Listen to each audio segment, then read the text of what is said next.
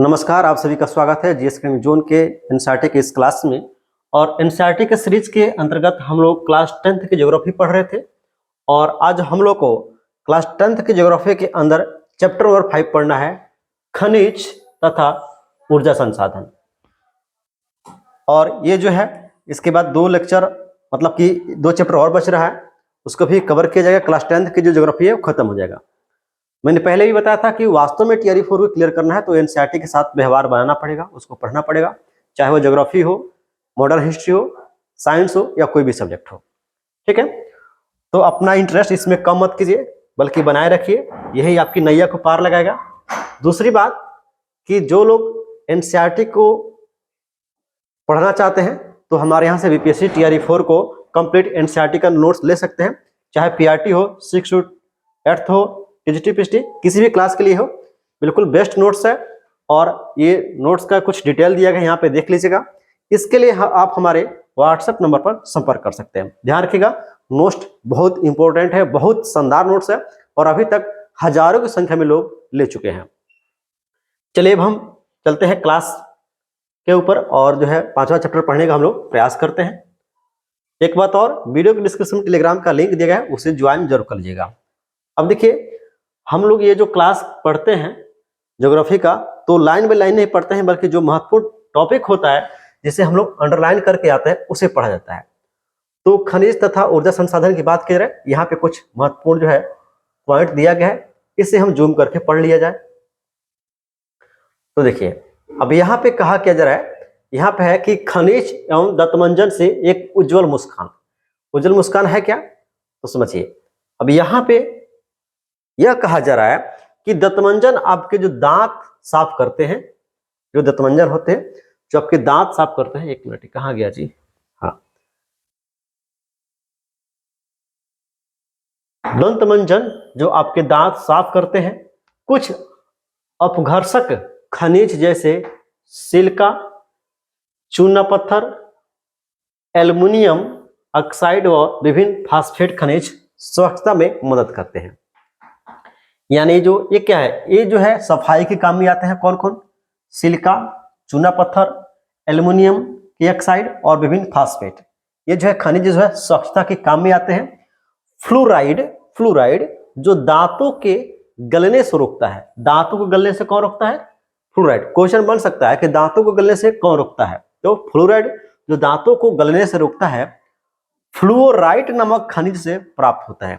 ऐसा भी क्वेश्चन बन सकता है कि फ्लोराइड किससे प्राप्त होता है, तो फ्लोराइड से प्राप्त होता है।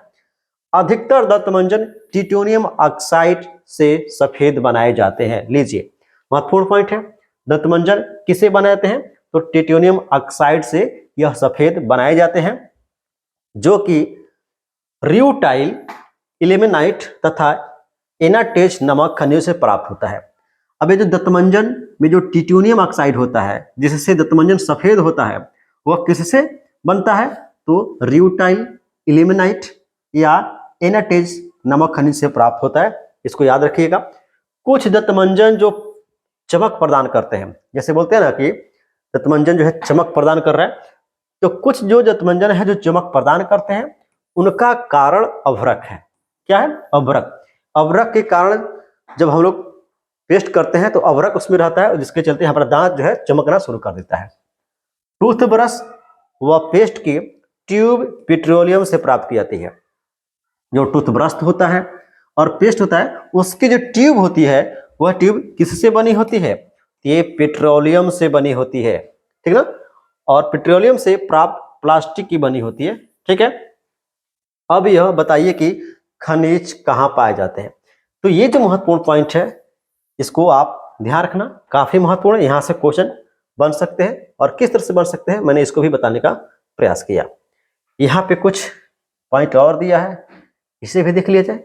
यहाँ पे देखिए, बात क्या कहा जा रहा है, कहा जा रहा है कि सभी सजीव वस्तुओं को खनिजों की आवश्यकता होती है। जितने भी सजीव वस्तु हैं सभी को खनिज की आवश्यकता होती है और इसके लिए कहा जा रहा है कि खनिजों के बिना जीवन प्रक्रिया नहीं चल सकती, हम लोग जीवित नहीं रह सकते हैं। यद्यपि हमारे कुल पौष्टिक भोजन का केवल 0.3% भाग ही खनिज है। क्वेश्चन बन सकता है कि हमारे भोजन में खनिजों की मात्रा कितनी होती है, तो 0.3%, ठीक ना।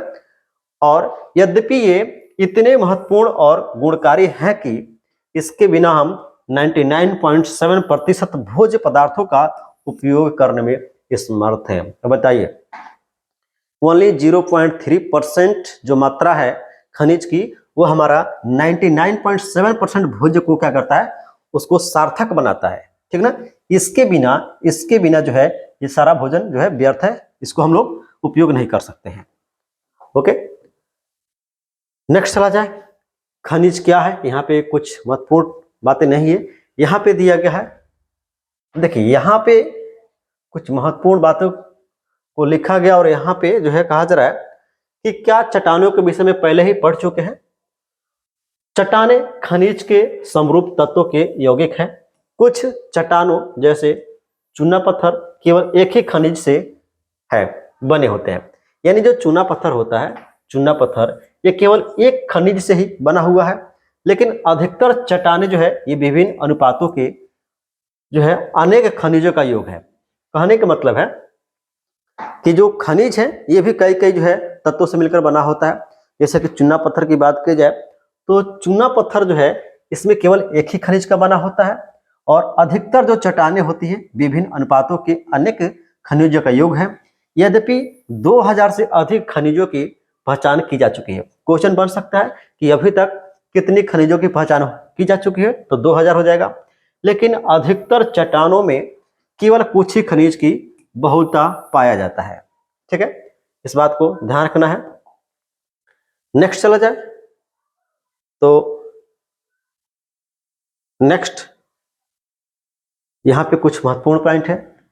यहाँ पे खनिज की उपलब्धता के बारे में कहा जा रहा है कि सामान्यतः खनिज अयस्कों में पाए जाते हैं। कहाँ पाए जाते हैं, जो भी खनिज है यह अयस्क में पाए जाएंगे, इनका कुछ न कुछ अयस्क होता है, ठीक ना। जैसे शीशा का जो है लेड होता है, तो इस तरह से हर एक खनिज का अपना अपना अयस्क होता है, उसी बात को बताया जा रहा है।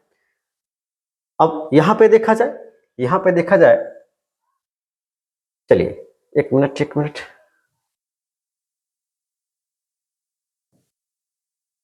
ये गड़बड़ हो रहा है। ओके,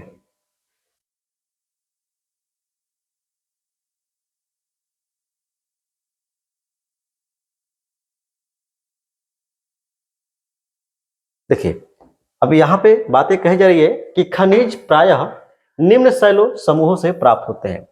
जो भी खनिज है वो अलग अलग जो है चट्टानों से, पत्थरों से प्राप्त होते हैं। जैसे कि बात की जाए आग्नेय, तो आग्नेय तथा कयांतरित चट्टानों में खनिज दरारों, जोड़ों, भ्रंशों और विद्रों में मिलते हैं। छोटे जमाव सिराओं के रूप में और बृहद जमाव परत के रूप में पाए जाते हैं। इनका निर्माण भी अधिकतर उस समय होता है जब ये तरल अथवा गैसीय अवस्था में दरारों के सहारे भूपृष्ठ की ओर धकेले जाते हैं और ऊपर आते हुए ये ठंडे होकर जम जाते हैं। मुख्य धात्विक खनिज जैसे जास्ता, तांबा, जिंक और सीसा आदि इसके जो है कुछ उदाहरण हैं।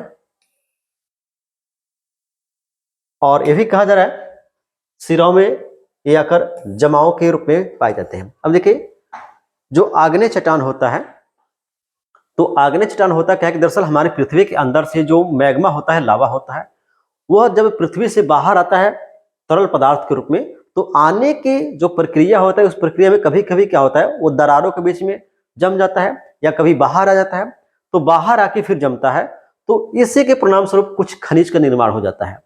जैसे कि आपका जस्ता है, तांबा है, जिंक है और सीसा है। ये कुछ ऐसे पदार्थ है कि आग्नेय चट्टानों के सिराओं से पाए जाते हैं। और यह भी ध्यान रखिएगा कि आग्नेय चट्टानों से पाए तो जाते हैं, लेकिन जो आग्नेय चट्टान होता है कभी कभी एक पतली परत के रूप में, तो कभी कभी एक जो है बड़ी चट्टान के रूप में भी ये हो सकते हैं, ठीक है। नेक्स्ट बात कीजिए हम लोग जो है अनेक खनिज अवसाद के बारे में। तो देखिए अगला जो पॉइंट है इसमें कहा जा रहा है अनेक खनिज अवसादी चट्टानों के जो है अनेक खनिज संस्तरों या परतों में पाए जाते हैं। इनका निर्माण क्षैतिज परतों में निक्षेपण, संचयन, जमाव का परिणाम है। कोयला तथा कुछ अन्य प्रकार के लौह अयस्कों का निर्माण लंबी अवधि तक जो है अत्यधिक दाब और जो है ताप के कारण होता है। अब यहाँ पे बात की गई है कि अनेक जो खनिज है यह अवसादी चट्टान, अवसादी मतलब कि कुछ निक्षेप के परिणाम स्वरूप बनते हैं, जैसे गाद हो गया, पानी हो गया। तो जब पानी के ऊपर पानी, गाद के ऊपर गाद जब जमता जाता है तब जाके जो है अवसादी चट्टान की निर्माण होती है। और उस अवसादी चट्टान में भी जब परतों का निर्माण होता है तो उसके कारण जो है कुछ जो है आपका खनिजों का जो है वहाँ पे निर्माण हो जाता है, जैसे कि कोयला हो गया। तो मान लीजिए कि जो पेड़ पौधे हजारों लाखों वर्ष पहले मिट्टी के अंदर दब गए होंगे, परत के ऊपर परत जो है जमता चला गया होगा, तब जाके कोयला का निर्माण हुआ होगा। इसी तरह से कुछ लौह अयस्क का भी निर्माण हुआ है लंबी अवधि के परिणाम स्वरूप। और ये जो भी अवसादी चट्टान में जो भी खनिज पाए जाते हैं वे जो है अत्यधिक दाब और ताप के परिणाम स्वरूप उनका निर्माण होता है। ठीक है, इस बात को ध्यान रखिएगा। और यहाँ पे अधिक दाब और ताप यानी ऊष्मा और दबाव का परिणाम है। अवसादी चट्टानों में दूसरी श्रेणी में खनिजों में जिप्सम पाया जाता है। जिप्सम पेस्ट, नमक, सोडियम सम्मिलित है। यानी अवसादी चट्टानों की दूसरी श्रेणी में जो खनिज आती हैं इसमें जिप्सम आता है, पोटास आता है, नमक और सोडियम आता है। क्वेश्चन बन सकता है कि निम्न में से कौन अवसादी चट्टान से प्राप्त होते हैं। ठीक है, जिप्सम, पोटास, नमक, सोडियम, इसके अलावा कोयला, पेट्रोलियम, इस बात को ध्यान रखिएगा। ठीक है, इनका निर्माण विशेषकर शुष्क प्रदेशों में होता है, ऐसे प्रदेश जहां पे जो है गर्मी पड़ती है, सूखा पड़ता है, और वाष्पीकरण के फलस्वरूप होता है। जब वाष्पीकरण ज्यादा होगा तो वहां पे जो है अवसादी चट्टान में इन खनिजों का निर्माण होगा, जिसमें सोडियम जो है आपका पोटास, जिप्सम, नमक, सोडियम सम्मिलित है। अब यहाँ पे कुछ बातें हैं, खनिजों का वर्गीकरण किया गया है, इसको देख लिया जाए एक झलक में।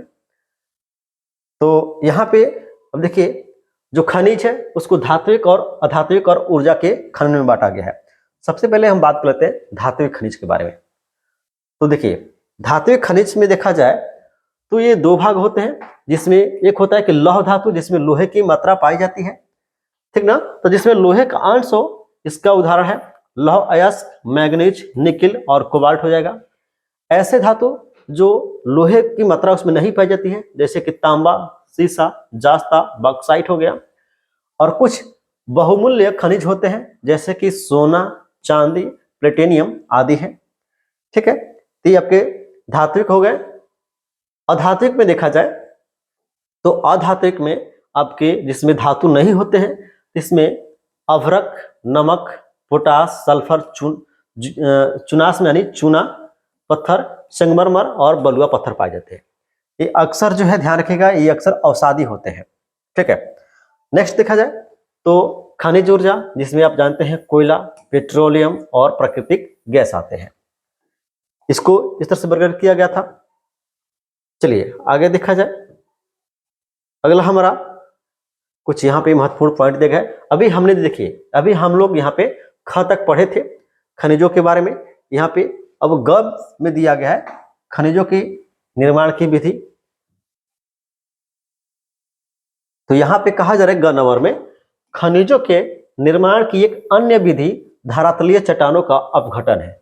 यानी पृथ्वी के ऊपर जो चट्टानें पाई जा रही हैं, जब वे अपघटित होती हैं, टूटती फूटती हैं, उसमें घिसाव होता है, तो चट्टानों के घुलनशील तत्वों के अपर्दन के पश्चात जब यानी चट्टानें अपर्दित होती हैं, घिसती हैं, तो अयस्क वाले अवशिष्ट चट्टानें रह जाती हैं। बॉक्साइट का निर्माण इसी प्रक्रिया से होता है। कहने का मतलब है कि पृथ्वी के ऊपर जो भी चट्टानें उपलब्ध हैं, उन चट्टानों में जब घिसाव होता है, उनका जब टूट फूट होता है, तो उसके परिणाम स्वरूप कुछ अयस्क का निर्माण होता है। और ये जो अयस्क होते हैं ये अपशिष्ट चट्टानों से बनते हैं, जिसमें कि इसका एग्जाम्पल है बॉक्साइट। ठीक है, नेक्स्ट है पहाड़ियों के आधार तथा घाटी तल की रेत में जलोढ़ जमाव के रूप में भी कुछ खनिज पाए जाते हैं। यानी पहाड़ी क्षेत्र में कि जो घाटियां होती हैं, यहाँ तक कि उसके तल में जो रेत होता है, उसका जब जमाव होता है जलोढ़ का, तो उसमें भी कुछ खनिज पाए जाते हैं। ये निक्षेप प्लेसर निक्षेप कहलाते हैं। क्या कहलाते हैं? प्लेसर निक्षेप। क्वेश्चन बन सकता है कि पहाड़ियों के आधार घाटी में जो जो तल में जलोढ़ का निक्षेप होता है उसे क्या कहते हैं? तो प्लेसर निक्षेप कहते हैं। प्लेसर निक्षेप से जाना जाता है। इनमें प्रायः ऐसे खनिज होते हैं जो जल द्वारा घर्षित नहीं होते। इन खनिजों में सोना, चांदी, टीन, प्लेटिनम और प्रमुख है।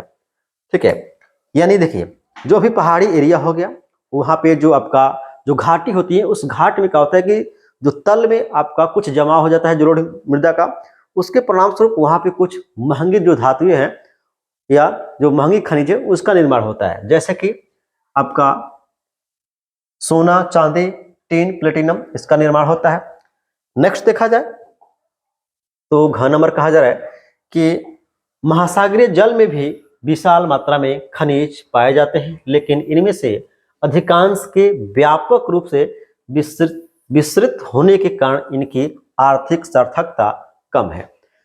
यानी महासागर में भी खनिज अथाह मात्रा में पाए जाते हैं, लेकिन महासागर इतना बड़ा है, इतना गहरा है कि उसको जो है दोहन कर पाना संभव नहीं हो पाता है, या होता भी है तो काफी कम होता है।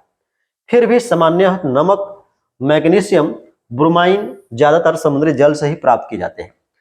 नमक, मैग्नीशियम और ब्रोमाइन जो है कहां से प्राप्त होता है? तो समुद्री जल से। क्वेश्चन बन सकता है कि निम्न में कौन समुद्री जल से प्राप्त होते हैं? मैग्नीशियम, ब्रोमाइन, नमक। तो अधिकतर लोग नमक लगा के आ जाएंगे और मैग्नीशियम और ब्रोमाइन भूल जाएंगे, लेकिन आपको याद रखना है। ठीक है, नेक्स्ट है महासागरीय तली में मैग्नीज ग्रंथियों से धनी है। यानी महासागर की जो तली है, तल है उसका जो है अंदर का, उसमें अनेक प्रकार के खनिज पदार्थ पाए जाते हैं और इस मामले में वह समृद्ध है। ठीक है ना।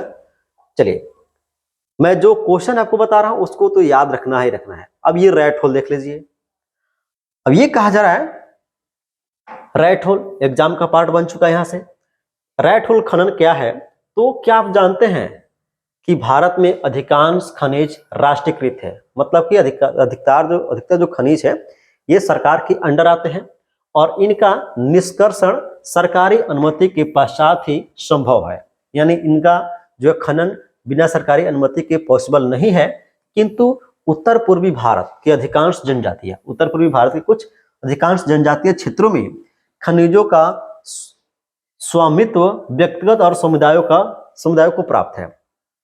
कहने का मतलब है कि जो भी खनिज पदार्थ होते हैं उसके ऊपर सरकार का नियंत्रण होता है, सरकार की अनुमति से ही हम लोग उसमें खनन कर सकते हैं। लेकिन दक्षिण पूर्वी भारत में, यानी आपका जो ये अरुणाचल प्रदेश, मिजोरम, मेघालय जो है, ये एरिया जो है, यहाँ पे क्या है, यहाँ पे जो खनिज पदार्थ होते हैं बल्कि सरकार के नियंत्रण में नहीं होता है, बल्कि कुछ जनजातियां होती हैं, कुछ समुदाय होता है, उनके नियंत्रण में होता है। ठीक है, और इनका स्वामित्व तो उनको प्राप्त है। मेघालय में कोयला, लौह अयस्क, चूना पत्थर और डोलोमाइट के विशाल निक्षेप पाए जाते हैं। क्वेश्चन बन सकता है मेघालय में किसका निक्षेप पाया जाता है? कोयला, लौह अयस्क, चूना पत्थर और डोलोमाइट, याद रखेगा, विशाल निक्षेप पाए जाते हैं। जेवाई और चेरापूंजी में कोयले का खनन परिवार के सदस्य द्वारा एक लंबी संकीर्ण सुरंग के रूप में किया जाता है, जिसे रैट होल कहते हैं। ठीक है, अब ऐसे समझिए, यहां से 2 पॉइंट क्वेश्चन बन सकते हैं, 2 तरह से क्वेश्चन बन सकते हैं। क्वेश्चन बन सकता है कि निम्न में कहां पर खनन परिवार के सदस्यों के द्वारा की जाती है? जेवाई, चेरापूंजी, ध्यान रखिएगा। दूसरा क्वेश्चन, रैट होल किसे कहा जाता है? तो जिसमें जो है खनिजों का खनन जो है एक परिवार के सदस्यों के द्वारा होता है, उसे रैट होल कहते हैं। ठीक है, इसको ध्यान रखिएगा। यानी कहा जा रहा है कि जेवाई और चेरापूंजी जो है, यहाँ पे कोयले का खनन परिवार के सदस्य के द्वारा एक लंबी संकीर्ण सुरंग के माध्यम से, एक लंबा सा सुरंग रहता है और उसी सुरंग के माध्यम से परिवार के लोग जाते हैं और वहां से जो है कोयले का खनन करके लाते हैं, जिसे रैट होल के नाम से जाना जाता है। ध्यान रखिएगा। ठीक है, नेक्स्ट क्वेश्चन देखा जाए। सॉरी, क्वेश्चन तो नहीं, लेकिन नेक्स्ट पॉइंट देखा जाए। ठीक है, चलिए यहां पे आइए। यहां पे भी कुछ महत्वपूर्ण बातों को दिया गया है। हम प्रयास कर रहे हैं कि जितना बेहतर आपको कंटेंट दे दे ताकि आपका एग्जाम क्लियर हो जाए। अब देखिए, यहाँ पे कहा जा रहा है कि भारत अच्छे और विविध प्रकार के खनिज संसाधनों में भाग्यशाली है। भारत में जो है खनिज अच्छे मात्रा में भी पाए जाते हैं और जो है इसमें ये धनी भी है। यद्यपि इनका वितरित असमान है, मतलब कि इसका जो वितरण है समान नहीं है।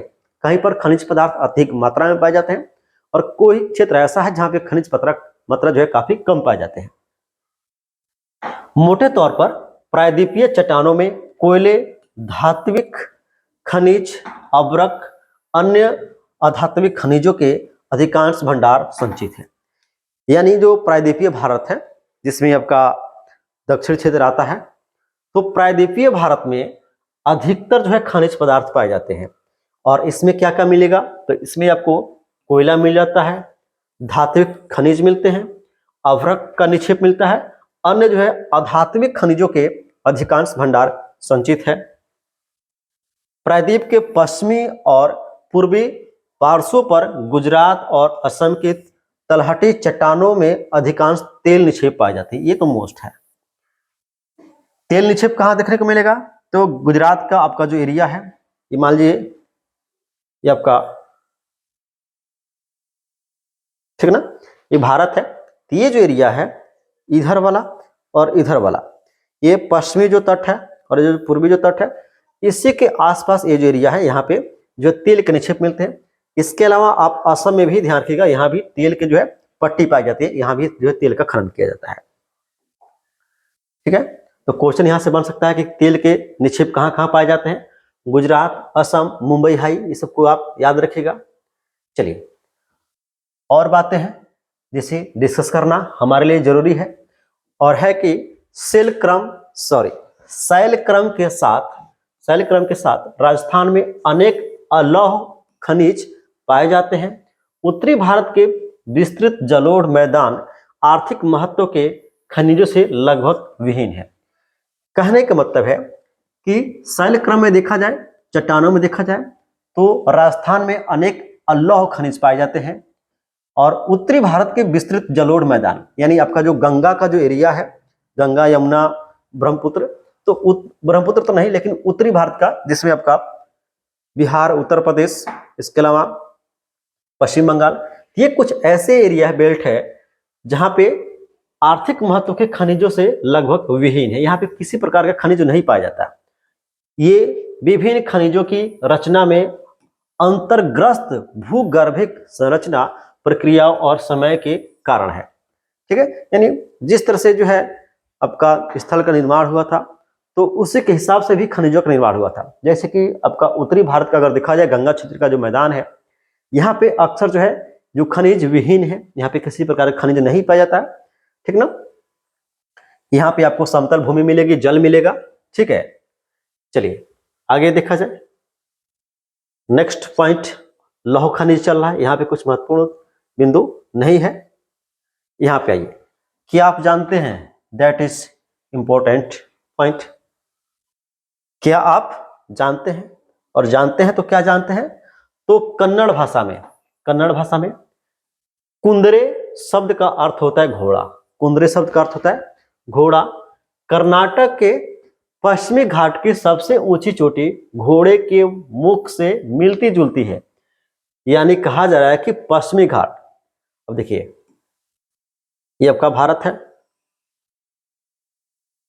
ठीक है, तो भारत का ये जो पश्चिमी घाट है, ये इसको पश्चिमी घाट बोलते हैं, ये आपका पूर्वी घाट है।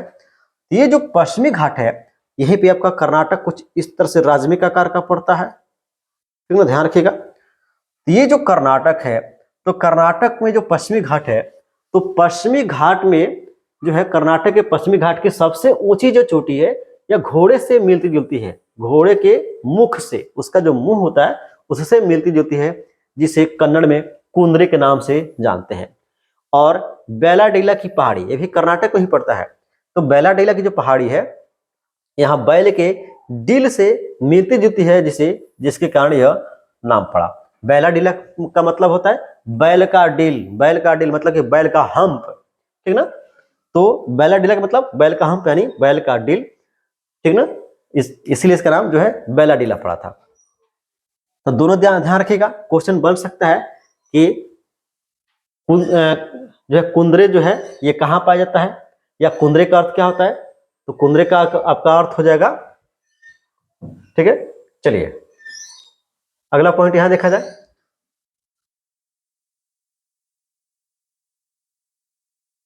यहां पे है भारत जो है उच्च कोटि के लोहांस, ओके, यहां कहा जा रहा है कि भारत उच्च कोटि के लोहांस युक्त लौह अयस्क में धनी है। यानी भारत में उच्च कोटि का जो है लोहा पाया जाता है, लौह अयस्क, उसका अयस्क पाया जाता है, जिसमें मैग्नेटाइट सर्वोत्तम प्रकार का लौह अयस्क है। क्वेश्चन बढ़ सकता है कि लोहे लौह अयस्क का सर्वोत्तम किस्म कौन सा है, तो आपका मैग्नेटाइट याद रखिएगा, जिसमें 70% लोहांश पाया जाता है। मैग्नेटाइट में कितना लोहांश मिलेगा? 70%। इसमें सर्वश्रेष्ठ चुंबकीय गुण होता है। और ध्यान रखिएगा, मैग्नेटाइट को प्राकृतिक चुंबक के नाम से भी जानते हैं, ठीक है ना। क्वेश्चन बन सकता है कि किसे जो है प्राकृतिक चुंबक के नाम से जानते हैं, तो मैग्नेटाइट हो जाएगा। इसमें 70% लोहांश पाया जाता है और इसमें सर्वश्रेष्ठ चुंबकीय गुण होते हैं, जो विद्युत उद्योगों में विशेष रूप से उपयोगी है। हेमेटाइट सर्वाधिक महत्वपूर्ण औद्योगिक लौह अयस्क है, जिसका अधिकतम मात्रा में उपभोग हुआ है। यानी देखा जाए उद्योग में सबसे अधिक जिसका प्रयोग होता है वह हेमेटाइट होता है, इस बात को ध्यान रखिएगा। किंतु इसमें लोहांश की मात्रा मैग्नेटाइट की अपेक्षा थोड़ी सी कम होती है। क्वेश्चन बढ़ सकता है कि निम्न में किसमें लोहांश की मात्रा या लोहे की मात्रा कम पाई जाती है? ऑप्शन दे देगा आपका मैग्नेटाइट और हेमेटाइट। तो हेमेटाइट में कम पाई जाती है और आपका जो है मैग्नेटाइट में अधिक पाई जाती है। इसमें जो है मतलब कि हेमेटाइट में आपका 50 से लेकर 60% तक ये लोहांश की मात्रा पाई जाती है। नेक्स्ट है, अब देखिए यहाँ पे अब कुछ दिया गया है, भारत में कुछ जो लौह अयस्क की जो पेटियां हैं इसके बारे में बात की जा रही है। भारत में लौह अयस्क की पेटियां कौन कौन सी है? तो पहली पेटी है आपका उड़ीसा झारखंड पेटी। अब ये ध्यान रखिएगा, ये जो चैप्टर में पढ़ा रहा हूं इसमें से अभी 6 to 8 का जो एग्जाम हुआ था क्लास आपका जो है अभी टियर 3 में, इसमें 5 से 6 क्वेश्चन केवल खनिज से बना था। तो जिनका भी 6 to 8 है ज्योग्राफी सब्जेक्ट है, वे लोग इस चैप्टर को घोर के पी जाएगा। पीआरटी को तो घोर के पीना ही है, उनको भी पी जाना है, क्योंकि 6 क्वेश्चन यहाँ से देखने को मिलेगा और फिर जो क्वेश्चन यहाँ से आएगा, ध्यान रखिएगा हर एक बार खनिज से क्वेश्चन आते हैं। पहला जो है पॉइंट उड़ीसा झारखंड की पेटी, ये उड़ीसा में उच्च कोटि के हेमेटाइट किस्म का लौह अयस्क पाया जाता है। उड़ीसा में किस प्रकार का जो है लौह अयस्क पाया जाता है? तो उच्च कोटि का, और इसमें क्या पाया जाता है? तो हेमेटाइट है। और ये कौन सा जगह है? तो लौह अयस्क मयूरभंज और केंदुझर जिले में। यही क्वेश्चन बना था कि है जो है मयूरभंज में क्या पाया जाता है? तो मयूरभंज में आपका हेमेटाइट पाया जाता है। इसके अलावा केंदुझर में भी जो है हेमेटाइट पाया जाता है। और केंदुझर में कहां से? तो बादाम पहाड़ी से, ठीक है। इसके अलावा इसी के सनिधि, इसी के पास जो है झारखंड के सिंहभूम जो जिला है, ठीक है ना, तो यहाँ पे गुआ तथा नुआ मुंडी से हेमेटाइट अयस्क का खनन किया जाता है। यानी हेमेटाइट का खनन 2 जगह से किया जाता है। उड़ीसा के पेटी, जिसमें आपका जो है उड़ीसा में मयूरभंज और केंदुझर जिले में बादाम पहाड़ी से निकलता है, जबकि झारखंड के में देखा जाए तो झारखंड में जो सिंहभूम जिला है उसका नुआ मंडी गुआ में हेमेटाइट अयस्क जो है खनन किया जाता है। नेक्स्ट जो है पेटी है दुर्गा बस्तर चंद्रपुर पेटी। तो दुर्ग बस्तर चंद्रपुर पेटी में यह महाराष्ट्र और छत्तीसगढ़ के राज्यों के अंतर्गत आते हैं। और छत्तीसगढ़ के बस्तर जिले में बैलाडीला पहाड़ी श्रृंखलाओं में ये प्राप्त किए जाते हैं। इस बात को ध्यान रखिएगा, जो छत्तीसगढ़ है इसमें जो आपका बैलाडीला जो पहाड़ी है, यहाँ से जो है लौह अयस्क की खनन की जाती है, ठीक है। और इसके अलावा उत्तम कोटि का हेमेटाइट पाया जाता है, ठीक ना। तो इस श्रृंखला में जो है बैलाडीला में उत्तम कोटि का हेमेटाइट प्राप्त किया था। इस बात को ध्यान रखिएगा। क्वेश्चन बन सकता है कि बैलाडीला में किसकी खनन होती है? तो हेमेटाइट के। ओके, नेक्स्ट है आपका नेक्स्ट पॉइंट,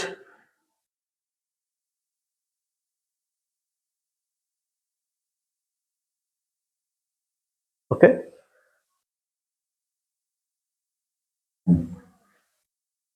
नेक्स्ट जो पॉइंट है यहां पे ध्यान रखिएगा, यहां पे कहा जा रहा है कि विशाखापट्टनम से जापान तथा दक्षिण कोरिया को निर्यात किया जाता है। अब देखिए अभी जो आप देखे छत्तीसगढ़, इसके अलावा बस्तरपुर, जो दुर्गा बस्तरपुर जो आपका ये था, तो उस पेटी में जो है वहां से जो खनन निकलता है बैलाडीला से, तो वहां से विशाखापट्टनम के द्वारा जो है ये जो है पतन है, तो यहाँ से जापान और दक्षिण कोरिया को जो है निर्यात किया जाता है हेमेटाइट का।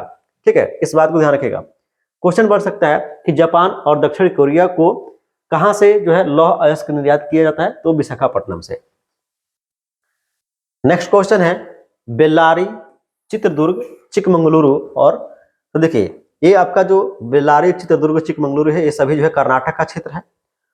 और यहां पे देखा जाए तो तुमकुरु पेटी, कर्नाटक की इस पेटी में लौह अयस्क की बृहद राशि संचित होती है। कर्नाटक की जो पश्चिमी घाट है तो उसमें अवस्थित कुंद्रेमुख बहुत महत्वपूर्ण है। कुंद्रेमुख की जो खान है यह 100% मतलब कि 100%, 100% मतलब कि 100% निर्यात इकाई है। आप ऐसे समझिए कि कर्नाटक का जो पश्चिमी घाट में कुंद्रेमुख जो खान है, यहां से जो कुछ भी निकलता है वह 100% इसका निर्यात कर दिया जाता है, मतलब कि इसको अन्य देशों में बेच दिया जाता है। कुंद्रेमुख निक्षेप संसार के सबसे बड़े निक्षेपों में से एक माने जाते हैं और लौह अयस्क करदम जो है रूप में ये पाइपलाइन द्वारा मंगलुरु के निकट एक पतन पर भेजा जाता है।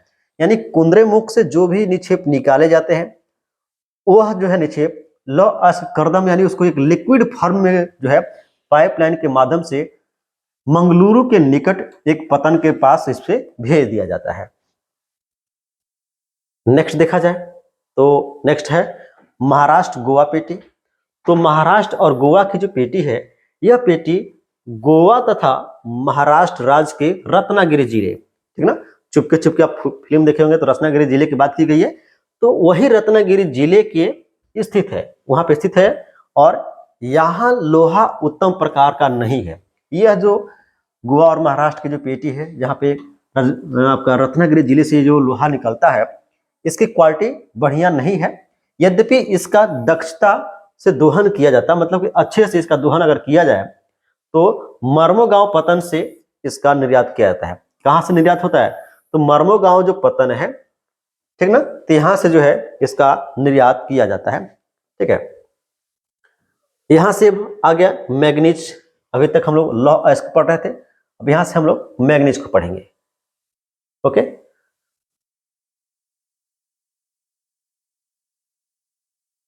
एक मिनट रुक जाइए। कहाँ गया जी?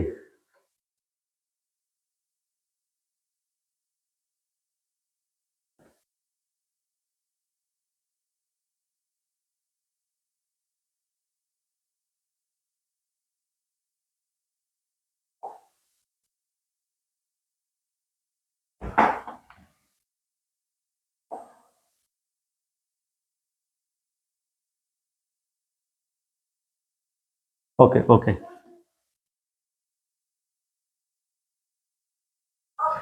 इसे जूम कर लिया जाए। हम देखिए यहाँ पे मैग्नीज की बात करते हैं हम लोग, क्योंकि मैग्नीज हमारा टॉपिक आ गया है। तो मैग्नीज के संबंध में कहा जा रहा है कि मैग्नीज मुख्य रूप से इस्पात के विनिर्माण में ये प्रयोग किए जाते हैं। 1 टन इस्पात बनाने में लगभग 10 किलोग्राम मैग्नीज की आवश्यकता होती है। क्वेश्चन बन सकता है कि 1 टन इस्पात बनाने में कितने मैग्नीज की आवश्यकता होती है। ठीक है, तो 10 किलो याद रखना। इसका उपयोग ब्लीचिंग पाउडर, किसका? मैग्नीज का। मैग्नीज का उपयोग ब्लीचिंग पाउडर, कीटनाशक दवाई और पेंट बनाने में किया जाता है। क्वेश्चन बन सकता है कि मैग्नीज का प्रयोग निम्न में से किस में किया जाता है? कीटनाशक में, पेंट बनाने में, ब्लीचिंग पाउडर में, उपयुक्त में से एक से अधिक, उपयुक्त में कोई नहीं। राइट आंसर आपका डी बनेगा, उपयुक्त में से एक से अधिक। Okay, next question. चलिए नेक्स्ट टॉपिक देखते हैं। नेक्स्ट जो पॉइंट है हमारा, नेक्स्ट पॉइंट, ओके, यहाँ पे भारत में उड़ीसा मैग्नीज का सबसे बड़ा उत्पादक राज्य है। भारत में उड़ीसा जो है मैग्नीज का सबसे बड़ा उत्पादक राज्य है और वर्ष 2000 से 2001 देश के कुल उत्पादन का 1/3 भाग, लगभग 33% जो है उत्पादन किया था। क्वेश्चन यहां भी बनेगा, उड़ीसा या सॉरी क्वेश्चन ऐसे बन सकता है कि मैग्नीज का सबसे अधिक उत्पादक राज्य कौन है? उड़ीसा, झारखंड, इसके अलावा आपको दे देगा छत्तीसगढ़। ठीक है, तो ध्यान रखिएगा कौन हो जाएगा, उड़ीसा हो जाएगा। यहां पे कुछ तांबा के बारे में दिया गया है, तांबा के संबंध में भी देख लिया जाए। तो तांबा के संबंध में जो बातें हैं, एक मिनट और जूम कर दूं ताकि आपको बेहतर तरीके से दिख सके। देखिए, भारत में तांबे के भंडार व उत्पादन क्रांतिक रूप से न्यून है, मतलब कि तांबा का उत्पादन बहुत कम मात्रा में होता है भारत में। ये घातवर्धय होता है, मतलब कि इसको हम लोग जो है तांबे को पीटकर एक पतला जो है तार के रूप में बना सकते हैं। तन्य और ताप सुचालक होता है, मतलब कि इसको जो है एक पतले तार के रूप में आप जो है पीट कर बना सकते हैं। इसके अलावा ये जो है ताप का सुचालक होता है। तांबे का उपयोग मुख्य बिजली के तार बनाने, इलेक्ट्रॉनिक्स और रसायन उद्योग में किया जाता है। तांबा जो है ये आपका विद्युत का सुचालक होता है।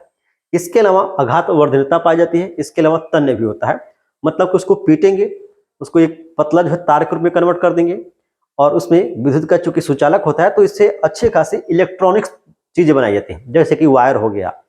ठीक है, इसके अलावा रसायन उद्योग में भी इसका उपयोग किया जाता है। ठीक है, तो क्वेश्चन यहां से बन सकता है कि तांबे का प्रयोग निम्नलिखित में से किस में किया जाता है?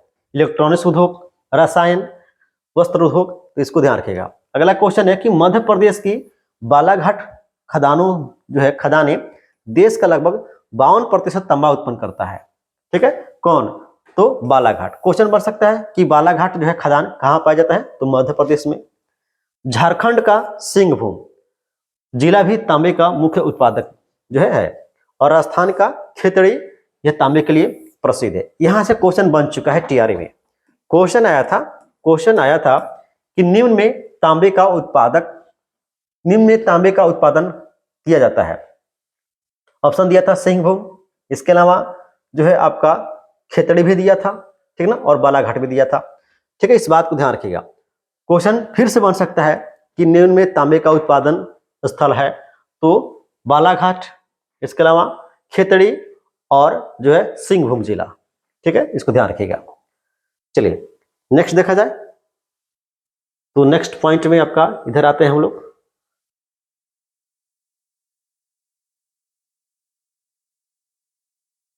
ओके, यहां पे अब यहां पे बॉक्साइट का जिक्र किया जाएगा। ठीक है, हम लोग अभी तक तांबे का जिक्र कर लिए, अब यहाँ पे बॉक्साइट का जिक्र किया जाएगा। तो बॉक्साइट के बारे में कहा जा रहा है कि यद्यपि अनेक अयस्कों में एल्युमिनियम पाया जाता है, यानी जो भी अयस्क हैं उसमें एल्युमिनियम पाया जाता है, परंतु सबसे अधिक एल्यूमिना क्ले जो है, जैसे कि दिखने वाले पदार्थ बॉक्साइट से ही प्राप्त होते हैं। यानी एल्युमिनियम की तरह ही दिखने वाला एक पदार्थ एल्यूमिना होता है, जिसकी क्ले होती है, और इसी के जैसा दिखने वाला जो पदार्थ होता है वो बॉक्साइट से प्राप्त होता है। ठीक ना। बॉक्साइट निक्षेपों की रचना एल्युमिनियम सिलिकेटों से समृद्ध व्यापक भिन्नता वाली चट्टानों के विकिरण से होती है। एल्युमिनियम एक महत्वपूर्ण धातु है। क्या है? एल्युमिनियम एक महत्वपूर्ण धातु है क्योंकि यह लोहे जैसी शक्ति के साथ साथ अत्यधिक हल्का और सुचालक भी होता है। नेक्स्ट है, इसमें अत्यधिक घातवर्धनीयता भी पाई जाती है। ठीक है, इसके अलावा जो है भारत में बॉक्साइट के निक्षेप मुख्यतः अमरकंटक पठार, मैकाल श्रेणियां तथा बिलासपुर कटने के पठार याद रखना। देखिए आपका जो है विंध्याचल और सतपुड़ा, तो सतपुड़ा का जो पर्वत है इसी की जो चोटी है आपकी पूर्वी भारत में जो पड़ता है अमरकंटक और मैकाल श्रेणी। तो आपका अमरकंटक और मैकाल जो पहाड़ियां हैं ये सतपुड़ा के ही भाग है। ठीक ना। तो यहीं पे आपको जो है बॉक्साइट के निक्षेप देखने को मिलते हैं और इसमें बिलासपुर कटनी को याद रखिएगा, ये पठारी क्षेत्र है और यहाँ पर भी जो है भारत में बॉक्साइट पाया जाता है। क्वेश्चन बन सकता है जो है किस पहाड़ी में आपका बॉक्साइट का निक्षेप पाए जाते हैं? तो अमरकंटक पठार और मैकाल श्रेणियां किसके भाग है? सतपुड़ा के भाग है। इसी में बिलासपुर कटनी में भी बॉक्साइट का उत्पादन किया जाता है। ठीक है, चलिए अगला जो है पॉइंट डिस्कस करते हैं। अगला पॉइंट हमारा है बक्साइट के बारे में कुछ और कहा जा रहा है कि उड़ीसा भारत का सबसे बड़ा बक्साइट उत्पादक है। सबसे बड़ा बक्साइट का उत्पादक राज्य उड़ीसा, ठीक है। और इसके अलावा जहां जो है वर्ष 2009-10 में देश के 34.97% बक्साइट का उत्पादन हुआ था। क्वेश्चन बन सकता है कि सबसे अधिक बक्साइट का उत्पादन होता है उड़ीसा, इसके अलावा छत्तीसगढ़, ठीक ना, तो क्या हो जाएगा, उड़ीसा हो जाएगा। यहां कोरापुट जिले में पंचपतमाली निक्षेप राज्य के सबसे महत्वपूर्ण बक्साइट निक्षेप है। यानी कोरापुट जिले में कौन सा जगह, तो पंचपतमाली, यहाँ पे क्या होता है सबसे अधिक बक्साइट के निक्षेप पाए जाते हैं। कहां पे पड़ता है, उड़ीसा में पड़ता है। और छत्तीसगढ़ का कटनी याद रखिएगा, ठीक है। ओके, नेक्स्ट देखा जाए तो अब हम लोग अधात्विक खनिज का जिक्र करते हैं। अधात्विक खनिज का जिक्र करते हैं और अधात्विक खनिज में आपका अभ्रक आ गया। अब देखिए अभ्रक की बात की जाए तो अभ्रक में कहा जा रहा है, अभ्रक में कहा जा रहा है कि अभ्रक एक ऐसा खनिज है, अभ्रक एक ऐसा खनिज है जो प्लेटों तथा पत्रण क्रम में पाया जाता है। मतलब कि ये प्लेट के रूप में या फिर एक पतला जो है परत के रूप में पाया जाएगा। इसका चादरों में विपाटन आसानी से हो जाता है। मतलब कि इसको जो चादर के रूप में आसानी से हम लोग जो कन्वर्ट कर सकते हैं। ये परतें इतनी महीन हो सकती है कि इसकी 1000 परतें कुछ सेंटीमीटर में समाहित हो जाएंगी। मतलब कि कुछ सेंटीमीटर में आपका जो है 1000 परत बक्साइट का आ जाए, सॉरी अभ्रक आ जाएगा, ध्यान रखिएगा, ठीक है। अभ्रक पारदर्शी होता है, काले, हरे, लाल, पीले अथवा भूरे रंग का हो सकता है। क्वेश्चन बनेगा यहां से निम्न में अभ्रक की जो है, सॉरी यहां पे क्वेश्चन बन सकता है कि निम्न में अभ्रक का कौन सा विशेषता है। पारदर्शी होता है, काले, हरे, लाल, पीले रंग के हो सकते हैं और भूरे रंग के हो सकते हैं। इस बात को ध्यान रखिएगा। ये अभ्रक का जो है आपका ये विशेषता है। इसके अलावा पतली चादर के रूप में कन्वर्ट हो सकते हैं, ठीक है। चलिए नेक्स्ट देखा जाए तो अब है कि ये कहा जा रहा है कि इसमें सर्वोत्तम किस किस्म का जो है, इसकी सर्वोत्तम परावैद्युत शक्ति, यानी अभ्रक क्या होता है, विद्युत का सुचालक होता है। वही अभ्रक जो हमारे पेंसिल में, एक मिनट, पेंसिल में नहीं, पेंसिल तो ग्रेफाइट होता है, तो इसकी सर्वोत्तम परावैद्युत शक्ति जो है ऊर्जा ह्रास का निम्न गुणांक, विश्वाहन के गुण और उच्च वोल्टेज की प्रतिरोधकता के कारण अभ्रक विद्युत का और इलेक्ट्रॉनिक्स उद्योगों में प्रयुक्त होने वाला अपरिहार्य खनिजों में से एक है। यानी होता क्या है कि अभ्रक जो है विद्युत का सबसे अच्छा सुचालक है और ये जो है इसकी प्रयोग जो है इलेक्ट्रॉनिक्स जो है चीजों में अधिकतर की जाती है, क्योंकि यहाँ पे जो प्रतिरोध होता है, जो रेसिस्टेंस होता है अभ्रक में बहुत कम होता है, ठीक ना। इसीलिए जो है अभ्रक का अधिकतर प्रयोग इलेक्ट्रॉनिक्स चीजों में किया जाता है, ठीक है। अगला पॉइंट है अभ्रक के लिए, अभ्रक का जो निक्षेप है ये छोटा नागपुर पठार की उत्तरी पठारी, यानी छोटा नागपुर पठार के उत्तरी पठारी किनारे पर पाए जाते हैं और इसमें बिहार झारखंड की कोडरमा, गया, हजारीबाग पेटी, और इसको ध्यान रखिएगा ये महत्वपूर्ण है। हो सकता है कि इस बार क्वेश्चन भी बन जाए कि निम्न में कौन अभ्रक की पेटी है या निम्न में अभ्रक कहाँ पे पाया जाता है। तो बिहार झारखंड के कोडरमा, गया, हजारीबाग पेटी इसके ये उत्पादक है। इसके अलावा राजस्थान के मुख्य अभ्रक उत्पादक जो क्षेत्र है ये अजमेर के आसपास होता है। इसके अलावा मध्य प्रदेश के नेल्लौर अभ्रक की पेटी जो है यहाँ पर भी उत्पादक किए जाते हैं। तो यहाँ पे ध्यान रखिएगा, क्वेश्चन बन सकता है कि निम्न में कहाँ पे अभ्रक की उत्पादन की जाती है। तो गया हजारीबाग पेटी, राजस्थान का अजमेर और आंध्र प्रदेश का नेल्लौर, याद रखिएगा। नेक्स्ट क्वेश्चन है आपका चट्टानी खनिज। अब खनिज के बारे में बात करिए। खनिज में हम लोग सबसे पहले बात करते हैं चूना पत्थर। तो ये जो चूना पत्थर यानी लाइमस्टोन होता है, तो चूना पत्थर कैल्शियम या कैल्शियम कार्बोनेट तथा मैग्नीशियम कार्बोनेट से बनी चट्टानों में पाया जाता है।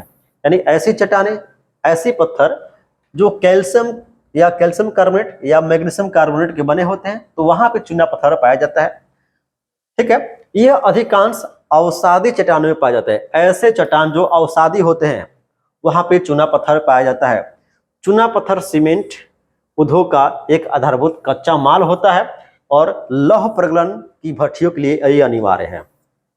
अब यहां से ध्यान रखिएगा, क्वेश्चन बनेगा कि चूना पत्थर किस चट्टानों में पाया जाता है, अवसादी, आग्नेय, कायांतरित। तो राइट आंसर हो जाएगा अवसादी चट्टानों में। दूसरा क्वेश्चन बन सकता है कि चूना पत्थर किस पत्थर में पाया जाता है, किस प्रकार के पत्थर में, तो कैल्शियम कार्बोनेट के पत्थर में या मैग्नीशियम कार्बोनेट के पत्थर में या कैल्शियम के पत्थर में। इस बात को भी ध्यान रखना है। ठीक है, चलिए अभी टाइम है, आगे जिक्र किया जाए। और ये भी ध्यान रखना कि चूना पत्थर से सीमेंट बनाया जाता है, इसको ध्यान रखना, इसका कच्चा माल है, ये मुख्य कच्चा माल है सीमेंट के लिए चूना पत्थर। और बिहार को तो याद ही रखना है चूना पत्थर के बारे में, बिहार, झारखंड, गयापेटी, हजारीबाग गयापेटी। ठीक है, अब यहाँ पे देखिए, यहाँ पे कुछ महत्वपूर्ण बातें कही गई हैं जिसे जान लेना बेहद जरूरी है। पूरा तो डिस्कस नहीं किया जाएगा, लेकिन जो आपको अंडरलाइन किया गया है उसको देख लिया जाए। कहा जा रहा है कि खदानों में काम करने वाले जो श्रमिक होते हैं लगातार धूल कण से ग्रसित होते हैं और हानिकारक धुएं जो है, हानिकारक धुएं में जब सांस लेते हैं तो इनके जो फेफड़े संबंधी बीमारी उत्पन्न हो जाती है और ये इसके शिकार हो जाते हैं। यानी जो लोग भी खनन में काम करते हैं, उद्योगों में काम करते हैं, ठीक ना, तो ऐसे श्रमिक जो खदानों में काम करते हैं वह लगातार धूल कण उनके शरीर के अंदर जाता रहता है, जिसके चलते उनको जो है सांस लेने की दिक्कत हो जाती है और फेफड़े से संबंधित बीमारी होता है। इस बात को ध्यान रखिएगा। ठीक है, ओके। यहां पे देखा जाए तो इस पेज पर यहां पे ऊर्जा संसाधन के बारे में कुछ महत्वपूर्ण पॉइंट है, इसको भी देखा जाए तो कहा जा रहा है कि ऊर्जा का उत्पादन ईंधन खनिज जैसे कोयला, पेट्रोलियम, प्राकृतिक गैस, यूरेनियम तथा विद्युत से किया जाता है। यानी ये ऐसे जो है चीजें हैं जैसे कोयला, पेट्रोलियम, प्राकृतिक गैस, यूरेनियम, ये ऐसे चीजें हैं जहां से ऊर्जा का उत्पादन किया जाता है, ये ऊर्जा के स्रोत कहलाते हैं। ठीक है, नेक्स्ट इसी में कहा जा रहा है ऊर्जा उस संसाधन को परंपरागत और गैर परंपरागत जो है, ऊर्जा के संसाधन को परंपरागत और गैर परंपरागत संसाधनों में वर्गीकृत किया जा सकता है। यहां से क्वेश्चन टीआरई थर्ड का बना हुआ था। परंपरागत संसाधन में लकड़ी, उपले, कोयला, पेट्रोलियम, प्राकृतिक गैस तथा विद्युत, और विद्युत में कौन सा, जल विद्युत और ताप विद्युत आते हैं। ठीक ना, अब ऐसे समझिए कि जो परंपरागत होते हैं, परंपरागत मतलब कि परंपराओं से प्रयोग होते आ रहे हैं, इन्हीं को अनवीकरणीय संसाधन भी कहा जाता है। ऐसे संसाधन जो एक बार खत्म हो गए तो पुनः दोबारा वो नहीं बन सकते हैं, ठीक ना, या बनेंगे भी तो लंबा समय लग जाएगा। तो परंपरागत स्रोत मतलब कि परंपराओं से ये चले आ रहे हैं, इसका प्रयोग हमारे दादा परदादा भी किए थे, हम भी कर रहे हैं, हमारे बाल बच्चा भी करते रहेंगे अगर ये बचा तब, ठीक ना। तो ये जो है परंपरागत साधन कराएंगे। और इसमें क्या कहता है, तो लकड़ी, इसके अलावा उपले जो मवेशियों के जो है अपशिष्ट से बनता है, इसके अलावा कोयला, पेट्रोलियम, प्राकृतिक गैस, और इसके अलावा जो विद्युत होता है जिसमें जल से विद्युत बने या ताप से विद्युत बने, तो ये कुछ परंपरागत स्रोत के साधन है, परंपरागत साधन के स्रोत है। इसके अलावा इसमें ये सम्मिलित किया जाते हैं। गैर परंपरागत की बात की जाए तो ऐसे संसाधन ऊर्जा के जो नए नए खोजे गए हैं, जिनका प्रयोग अभी कुछ समय पहले से हुआ है, जैसे कि सौर ऊर्जा, पवन ऊर्जा, ज्वारीय ऊर्जा, भूतापीय ऊर्जा, यानी भूमि से जो आपका ताप निकलता है, ठीक ना, तो उससे जो है टरबाइन घुमाकर आपका विद्युत ऊर्जा पैदा की जाती है, ये भी हो गया। इसके अलावा बायोगैस, परमाणु ऊर्जा शामिल किए जाते हैं, किसमें, तो आपका गैर परंपरागत ऊर्जा में। गैर परंपरागत ऊर्जा का मतलब है कि ऐसे ऊर्जा जिसका प्रयोग जो है कुछ ही समय पहले हुआ है, ठीक है। अब देखिए भारत में जो लकड़ियां होती हैं इसका प्रयोग जो है 70% किया जाता है ऊर्जा के प्रयोग क्षेत्र में, ठीक ना, ध्यान रखिएगा। और जो लकड़ियां जो प्रयोग की जाती है ये भी क्या है, ये भी एक जो है परंपरागत ही स्रोत है, ध्यान रखिएगा। लेकिन इसकी अब महत्ता चूंकि घट रही है और लोग जो है आपके प्राकृतिक गैस की तरफ शिफ्ट हो रहे हैं, और जरूरी भी है क्योंकि यहाँ से बहुत ज्यादा जो है समस्या उत्पन्न होती है। परंपरागत ऊर्जा के स्रोत देखा जाए तो कोयला आता है, और भारत में कोयला जो है ये अधिक मात्रा में पाया जाता है, और ये जीवाश्मी ईंधन है, मतलब कि जीवाश्म से प्राप्त होते हैं कोयले, ठीक है। और इसमें देखा जाए तो इसका उपयोग यानी कोयले का जो उपयोग है ऊर्जा उत्पादन तथा उद्योगों और घरेलू जरूरतों के लिए किया जाता है। यानी कोयला का जो उपयोग है ये ऊर्जा के उत्पादन के लिए करते हैं, यानी विद्युत बनता है यहाँ से। इसके अलावा बहुत सारे उद्योगों में प्रयोग किया जाता है और घरेलू जरूरतों को भी ये पूरा करता है, ठीक है। भारत अपने वाणिज्य ऊर्जा आवश्यकताओं की पूर्ति हेतु मुख्यतः कोयले पर निर्भर है। यानी भारत जो कुछ भी व्यापार के संबंध में उद्योग में प्रयोग करता है ऊर्जा के लिए, वहां पे कोयला ही प्रयोग की जाती है, ठीक है। अब यहाँ पे कोयला के बारे में कहा जा रहा है कि कोयला जो है आप जानते हैं कि ये संपीड़ित होकर अधिक ताप के कारण गहराई में जब पेड़ पौधे जम गए थे तो उनके चलते कोयला का निर्माण हुआ था, जिसे जीवाश्म ईंधन कहा जाता है। तो इस बात को जिक्र किया गया है। उतना कहानी हम लोग को नहीं पढ़ना होता, सबको आता है। जो मेन बातें होती हैं उससे हम लोग जानना जरूरी है। अब यहाँ पे देखिए जो कोयला होते हैं उनका निर्माण कैसे हुआ है, यहां से कुछ चीजें जो है जानना जरूरी है। और कहा जा रहा है कि दलदलों में क्षय होते पादपों से पीट उत्पन्न होता है। अब देखिए यहाँ पे कोयला के बारे में जिक्र किया जा रहा है कि कोयले की कितनी प्रकार होती है। अब जानते हैं कोयले के 4 प्रकार होती है, एंथ्रासाइट, लिग्नाइट, पीट और बिटुमिनस, ठीक है। तो यहाँ पे अब कहा जा रहा है कि दलदलों में क्षय होते पादपों से पीट उत्पादन होता है। पीट कोयला बनता है कहां से? दलदली क्षेत्र में, ठीक ना। पीट कोयला का उत्पादन होता है जिसमें कम कार्बन होता है।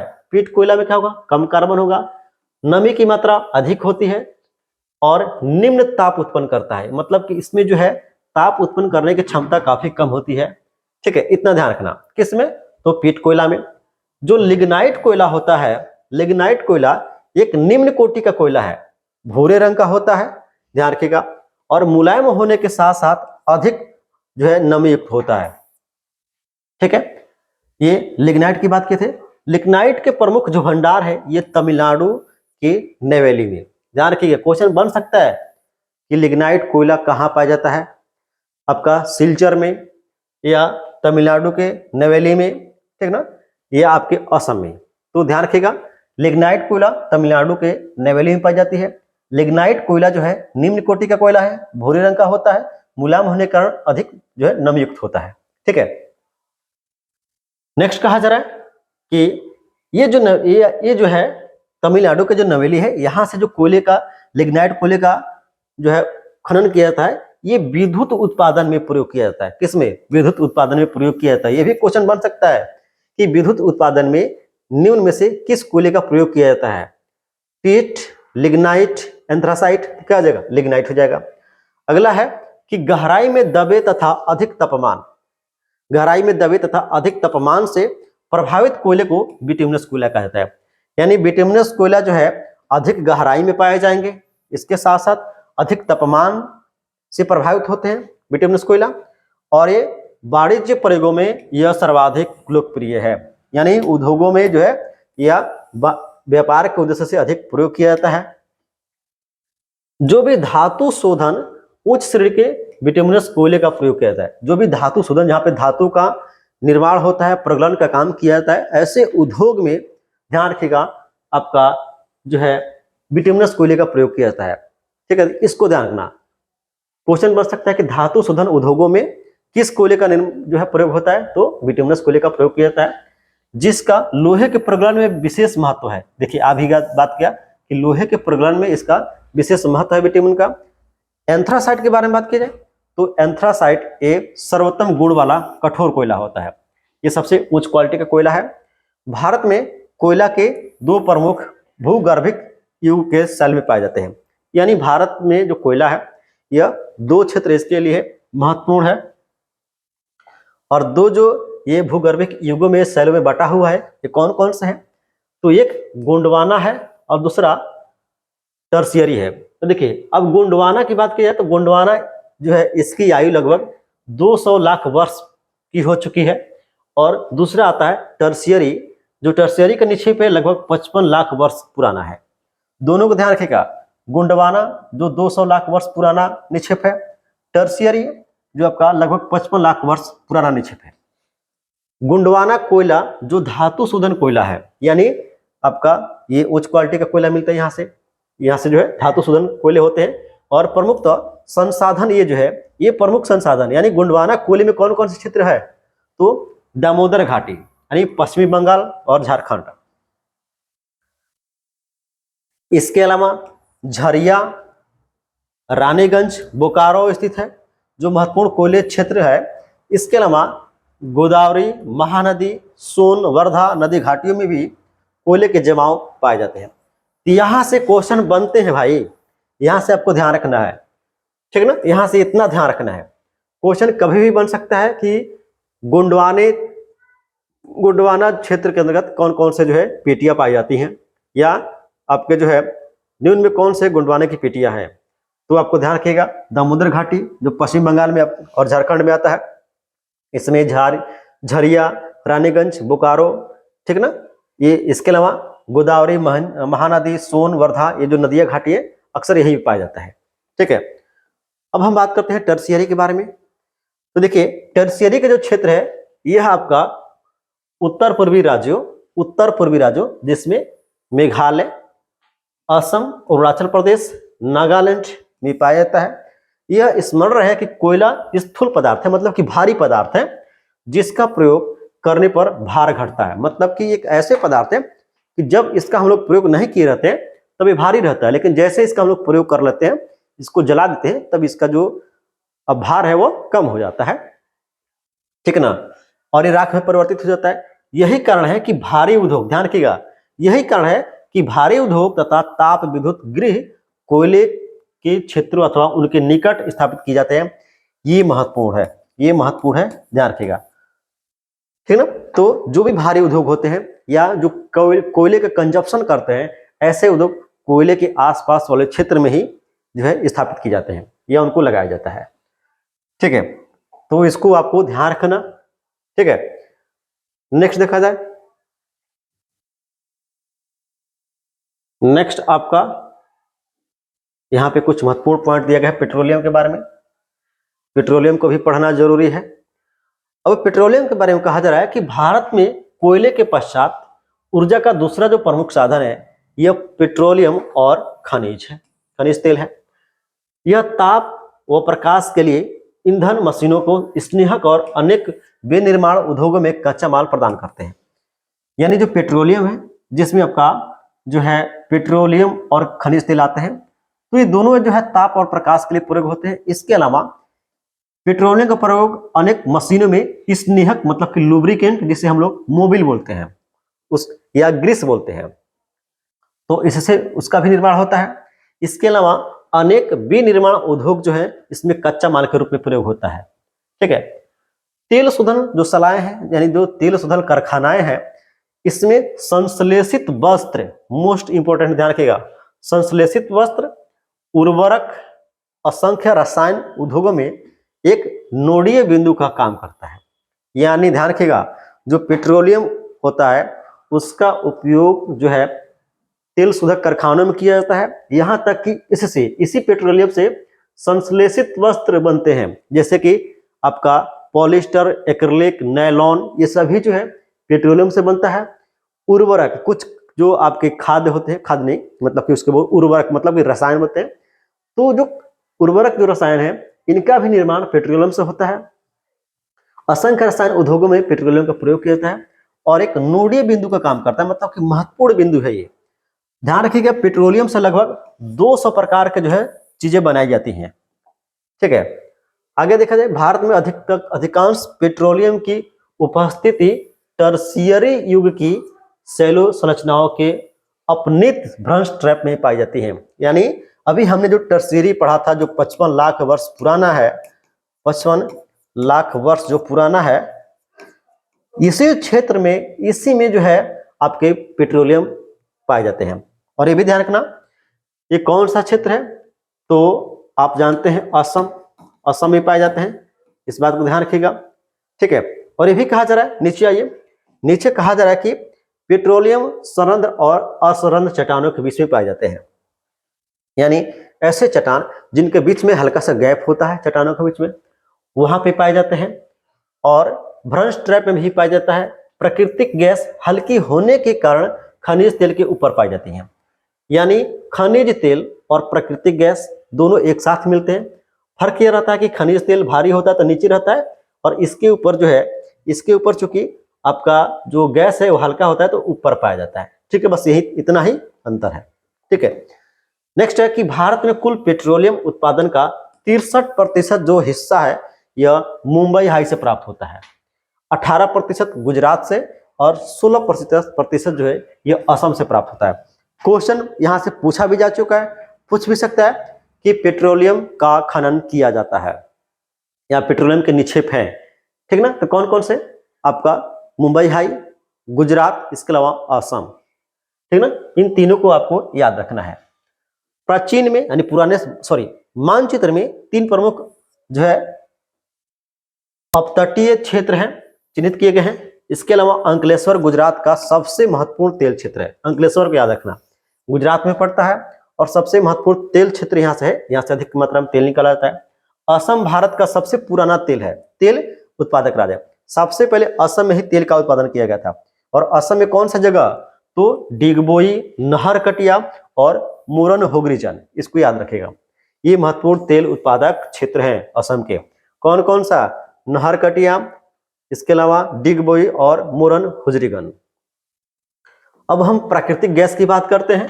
तो प्राकृतिक गैस एक महत्वपूर्ण स्वच्छ ऊर्जा संसाधन है।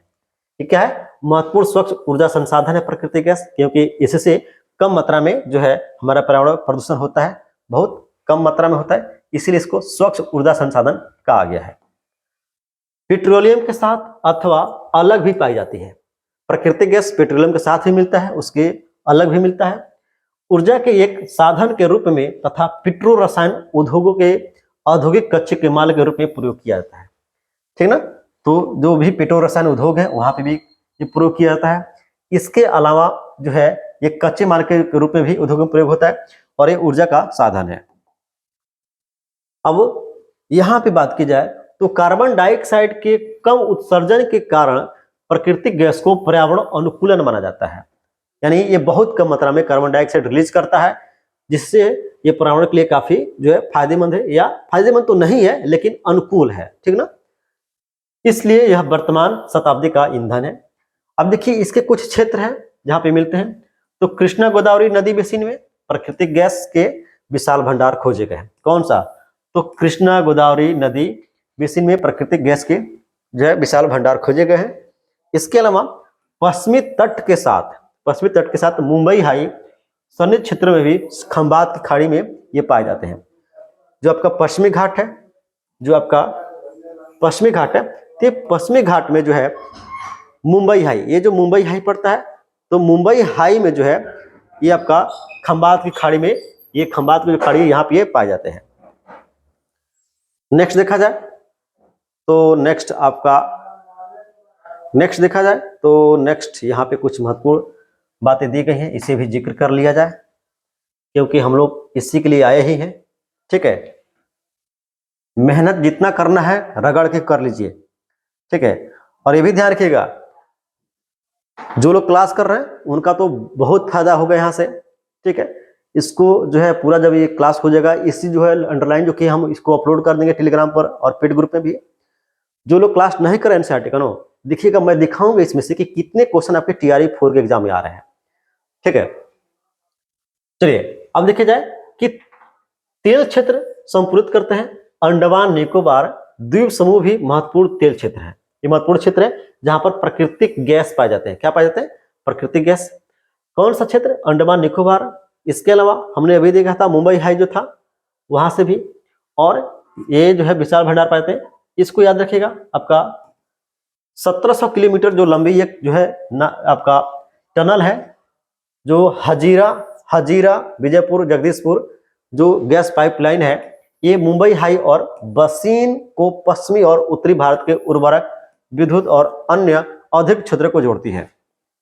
ये महत्वपूर्ण है, क्वेश्चन एग्जाम में बन सकता है। क्वेश्चन बन सकता है Hazira Vijaypur Jagdishpur pipeline, gas pipeline की लंबाई कितनी है, तो 1700 किलोमीटर, ठीक ना। और ये हजीरा विजयपुर जगदीशपुर जो पाइप लाइन है यह कहां से कहां तक है, तो मुंबई हाई और बसीन को पश्चिमी और उत्तरी भारत के उर्वरक के जो क्षेत्र है जहां पे विद्युत उत्पादन होता है, औद्योगिक क्षेत्र है, उनको जोड़ता है मुंबई हार और बसीन में। चलिए नेक्स्ट देखा जाए तो नेक्स्ट बात किया गया है कि गाड़ियों में तरल पदार्थ या तरल ईंधन के रूप में संपीड़ित प्राकृतिक गैस जिसे सीएनजी कहते हैं, इसका प्रतिस्थापन देश में लोकप्रिय हो रहा है। मतलब कि गाड़ियां जो पहले पेट्रोल डीजल से अभी भी चल रही हैं, लेकिन अब उसके स्थान पे जो बहुत सारे सरकार हैं, जो स्टेट गवर्नमेंट है, वो सीएनजी को जो है अनिवार्य कर रही है। जैसे कि दिल्ली में चले जाइए तो आप जो है डीजल वाली गाड़ियां बंद हो चुकी हैं, ठीक ना, वहां पे सीएनजी जो है ये अनिवार्य कर दिया गया है, ठीक ना। तो ये कहा जा रहा है कि ये जो सीएनजी है ये लोकप्रिय हो रहा है धीरे धीरे करके। नेक्स्ट विद्युत को देखा जाए तो विद्युत के संबंध में कहा जा रहा है कि विद्युत मुख्यतः दो प्रकार से उत्पन्न की जाती है। प्रवाही जल से, जो हाइड्रो टरबाइन चलाकर, यानी जल चल रहा है उस पर क्या करें हम लोग, टरबाइन घुमा लें तो वहां से विद्युत जो है पैदा हो जाएगा। इसके अलावा ख नंबर में कहा जा रहा है कि अन्य ईंधन जैसे कि कोयला, पेट्रोलियम, प्राकृतिक गैस को जलाने से टरबाइन चलाकर ताप उत्पन्न की जाती है। तो दो प्रकार से बिजली उत्पन्न की जाती है। जल, पानी बह रहा है तो उस बहते हुए पानी को एक जो है पंखे पे डाला जाए तो वहां से पंखा के माध्यम से एक टरबाइन घूमेगा, वहां से विद्युत पैदा होगा। दूसरा है कि इसके लिए हम लोग या तो कोयले का प्रयोग कर लें, या तो पेट्रोलियम का प्रयोग कर लें, या तो प्राकृतिक गैस का प्रयोग कर लें और इसको जलाकर हम लोग टरबाइन घुमाएं, फिर जाकर जो है विद्युत पैदा होगा। तो मेनली जो है घुमाना टरबाइन को ही है, चाहे आप कोयला से घुमाइए, चाहे आप जल से घुमाइए, चाहे आप पेट्रोलियम से घुमाइए। अगला बात है कि भारत में अनेक बहुउद्देशीय परियोजनाएं हैं जो विद्युत ऊर्जा का उत्पादन करती हैं, और जिसमें है भाखड़ा नागल परियोजना, दामोदर घाटी कॉरपोरेशन और कोपिली हाइडल परियोजना। तीनों को याद रखिएगा क्योंकि बुक में दिया है। तो ऐसे तो परियोजना जो है बहुत सारे बहुउद्देशीय परियोजनाओं बहुत सारे हैं, लेकिन चूंकि बुक में दिया है यहाँ पर तो क्वेश्चन बन सकता है कि भारत में बहुउद्देशीय परियोजनाएं कौन कौन से जहां पे विद्युत ऊर्जा का उत्पादन होता है। भाखड़ा नागल, दामोदर घाटी कॉरपोरेशन और आपका कुपली हाइडल परियोजना, याद रखिएगा। अब देखिए, ताप विद्युत कोयला, पेट्रोलियम तथा प्राकृतिक गैस के प्रयोग से उत्पन्न की जाती है। ताप विद्युत गृह और नवीकरणीय योग्य जीवाश्म ईंधन का प्रयोग कर विद्युत का उत्पादन करते हैं। यानी जो ताप विद्युत है, मतलब कि ताप विद्युत का मतलब कि ऐसे उद्योग होते हैं जहां पे कोयले को जलाया जाता है, वहां से फिर पानी को गर्म किया जाता है, पानी गर्म होने के बाद फिर टरबाइन घुमाई जाती है उससे, और फिर जाके जो है बिजली की पैदा की जाती है। तो यहाँ पे जो है जीवाश्मीय ईंधन का प्रयोग किया जाता है, ठीक है। चलिए नेक्स्ट बात करें हम लोग यहाँ पे। तो यहाँ पे कुछ और पॉइंट दिया गया है नीचे, इसको डिस्कस कर लिया जाए। अब देखिए यहाँ पे क्वेश्चन बन चुके हैं आपके एग्जाम से। क्वेश्चन अब यहाँ पे कहा जा रहा है कि यूरेनियम और थोरियम जो झारखंड और राजस्थान के अरावली पर्वत श्रृंखला में पाए जाते हैं। पहला क्वेश्चन तो यही बनेगा कि यूरेनियम और थोरियम कहाँ पाए जाते हैं, झारखंड और राजस्थान के अरावली पर्वत में। इसके अलावा परमाणु अथवा आणविक ऊर्जा के उत्पादन में ये प्रयोग किए जाते हैं, यानी परमाणु ऊर्जा में प्रयोग होते हैं और आणविक ऊर्जा में। क्वेश्चन भी बन सकता है कि थोरियम का प्रयोग कहाँ पे होता है, परमाणु और आणविक ऊर्जा के उत्पादन में। केरल में मिलने वाली मेनोजाइट कहाँ मिलता है, केरल में, केरल के रेत में मिलता है और थोरियम की मात्रा पाई जाती है, ध्यान रखिएगा। केरल के रेत में मेनोजाइट, देखिए एक चीज समझिए, केरल का जो रेत है उस रेत में मेनोजाइट जो रेत है, तो मेनोजाइट रेत में आपका थोरियम की मात्रा पाई जाती है। इस बात को ध्यान रखिएगा, मैं हल्का सा वहां से फिसल गया था। चलिए आगे और देखा जाए तो नेक्स्ट यहाँ पे कुछ और महत्वपूर्ण पॉइंट है। पवन ऊर्जा को देख लिया जाए। तो पवन ऊर्जा के संबंध में कहा जा रहा है कि भारत में पवन ऊर्जा फार्म के विशालतम पेटी तमिलनाडु में नागरकोइल से मदुरई तक अवस्थित है। क्वेश्चन बन सकता है कि आपका पवन ऊर्जा का विशालतम क्षेत्र कहां पे है, तो तमिलनाडु का नागरकोइल, मदुरई। इसके अतिरिक्त आंध्र प्रदेश, कर्नाटक, गुजरात, केरल, महाराष्ट्र तथा लक्षद्वीप में भी महत्वपूर्ण पवन ऊर्जा फार्म है। नागरकोइल और जैसलमेर देश में पवन ऊर्जा के प्रभावी प्रयोग किए जाते हैं। क्वेश्चन तो यही बनेगा आपका कि न्यून में पवन ऊर्जा का उत्पादन होता है, आपका ध्यान रखिएगा, तमिलनाडु, कर्नाटक, गुजरात, केरल, महाराष्ट्र, लक्षद्वीप, इसको भी याद रखना है। और जो नागरकोइल है तमिलनाडु का, और जैसलमेर जो राजस्थान का है, देश में पवन ऊर्जा के प्रभावी प्रयोग के लिए जाने जाते हैं। यहाँ पे सबसे अधिक जो है पवन ऊर्जा प्राप्त किया जाता है। बायोगैस, बायोगैस, तो बायोगैस के बारे में जान लीजिए कुछ बातें। तो बायोगैस के संबंध में कहा जा रहा है कि ग्रामीण इलाकों में झाड़ियों, कृषि अपशिष्ट और पशुओं के मानव जनित अपशिष्ट के उपयोग से घरेलू उपयोग हेतु बायोगैस का उत्पन्न की जाती है। यानी जो भी अपशिष्ट पदार्थ है, कोई घास फूस हो गया, मवेशियों के जो गोबर होता है, मानव अपशिष्ट होता है, तो इन सभी जो, या इसके अलावा जो आपके साग सब्जियां के जो है कचरा होता है, तो इन सभी को मिलाकर उसको एक टैंक में डाला जाता है, उसको सड़ाया गला जाता है, फिर वहां से मीथेन गैस निकलता है जिसे बायोगैस के नाम से जाना जाता है, और ये जो है भोजन के प्रयोग में इसका उपयोग किया जाता है। नेक्स्ट जो है देखिए, ये बायोगैस बन रहा है। नेक्स्ट बात की जाए तो ये बायोगैस उत्पन्न होती है और जिसकी तापीय क्षमता मिट्टी के तेल, उपलों और चारकोल की अपेक्षा अधिक होती है। मतलब कि जो हम लोग मिट्टी का तेल प्रयोग कर रहे हैं, जो हम लोग गोबर से उपले बना रहे हैं, या जो भी चारकोल का प्रयोग कर रहे हैं, उससे जो है तापीय क्षमता आपका बायोगैस का अच्छा होता है। ठीक है, बायोगैस संयंत्र जो है नगर पालिका, सहकारिता अथवा निजी स्तर पर लगाए जाते हैं। मतलब कि इसको नगर पालिका भी लगा सकता है, इसके समूह में भी हम लोग लगा सकते हैं बायोगैस को। इसके अलावा एक आम आदमी भी जो है बायोगैस का उत्पादन कर सकता है। पशुओं का गोबर प्रयोग किया जाता है इसमें, और ग्रामीण भारत में गोबर गैस प्लांट के नाम से इसे जाना जाता है। ठीक है ना, बायोगैस कहिएगा तो कोई नहीं समझेगा, लेकिन कहिएगा गोबर गैस प्लांट लगाना है भाई, तो सब कोई समझ जाएगा, क्योंकि ग्रामीण क्षेत्र में से गोबर गैस के नाम से जाना जाता है। चलिए, ज्वारीय ऊर्जा देखा जाए तो यहाँ से क्वेश्चन टीआरई थर्ड का पार्ट बन चुका है, इस बात को आपको ध्यान रखना है। ठीक है, अब देखिए ज्वारीय ऊर्जा के संबंध में क्या कहा जा रहा है। ज्वारीय ऊर्जा के संबंध में कहा जा रहा है कि महासागरीय तरंगों का प्रयोग विद्युत उत्पादन के लिए किया जा सकता है। यानी जो भी महासागरीय तरंग है, जो लहरें आती हैं, उसका प्रयोग हम लोग विद्युत उत्पादन करने में कर सकते हैं। और संकरी खाड़ी के आर पार बाढ़ द्वारा बनाकर बांध बनाए जाते हैं, और उच्च ज्वार में इस संकरी खड़ीनुमा प्रवेश द्वार से पानी भीतर जाता है और द्वार बंद होने पर बांध में ही रह जाता है। कहने का मतलब है कि मान लीजिए कि ये समुद्र है, यहाँ पे जैसे मान लीजिए तरंग गया, आपका जो लहरें गई यहाँ पे गई, तो पानी यहाँ पे इकट्ठा हो गया, और इकट्ठा हो गया तो फिर निकलेगा ना इधर से जी, चूंकि ये ऊंच एरिया खाल है, तो निकलेगा, तो यहीं पे जो निकलने का जो रास्ता हो तो वहाँ पे टरबाइन लगा दिया जाता है, तो निकलता है, तो ये टरबाइन की पंखी घूमती है, फिर यहाँ से बिजली की उत्पत्ति की जाती है। ठीक ना, और कहा जा रहा है कि बांध के पानी को इस रास्ते पर पाइप द्वारा समुद्र की तरफ बहाया जाता है, जो इसे ज्वारीय उत्पादक टरबाइन की ओर ले जाता है। ठीक ना, अब भारत की जो है कुछ आपका ज्वारीय ऊर्जा जहां से उत्पादन होता है, ये कौन सा क्षेत्र है, तो भारत में खंबात की खाड़ी महत्वपूर्ण है, ध्यान रखिएगा, that is most important. Bharat की खंबात की खाड़ी, कच्छ की खाड़ी तथा पश्चिमी तट पर गुजरात और पश्चिम बंगाल में सुदूर वन क्षेत्र में गंगा के डेल्टा में ज्वारीय तरंग द्वारा जो है उत्पन्न की जाने वाली आदर्श उपस्थिति है। क्वेश्चन बना था टीआरई थर्ड में कि आपके ज्वारीय ऊर्जा के आदर्श स्थल कौन से हैं।